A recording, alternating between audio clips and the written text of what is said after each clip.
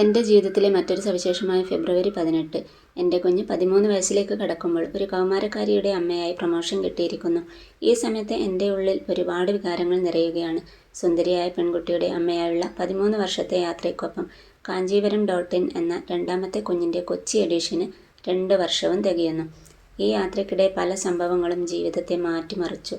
എൻ്റെ ജീവിതത്തിൽ ചില ആളുകളെ സമ്മാനിച്ചതിന് നന്ദിയുണ്ട്. ഞാൻ എൻ്റെ മകൾക്ക് ഒരു നല്ല അമ്മയോ മികച്ച സംരംഭകയോ ആകില്ലായിരിക്കാം.